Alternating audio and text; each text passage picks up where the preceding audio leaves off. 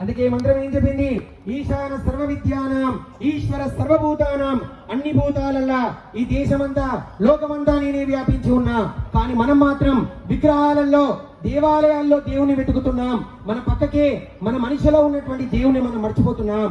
మన సాటివారు మన తోటివారు మనతో ఉన్న వాళ్ళందరిలో దేవుడు ఉంటాడు. ఈ కోడి దీపోత్సవం ద్వారా ఏం నేర్చుకోవాలి? అందరినీ గౌరవించాలి. ఎందుకంటే ప్రతి ఒక్కరిలో భగవంతుడు ఉంటాడు. అది ఈశ్వరుని తత్వము. గట్టిగా జగదంబ విశ్వపాలిని మాతాకి.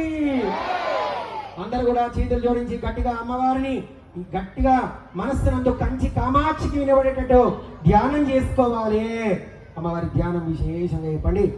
స్వామివారు అఖిలాండకోటి బ్రహ్మాండ నాయకీ తత్వస్వరూపిణీ జ్ఞాన విజ్ఞాన ప్రదాయిని మహాకాళి మహాలక్ష్మి మహాసరస్వతి రేణుకా రాజరాజేశ్వరి చండీ కామాక్షి దేవి నమః. ధ్యానో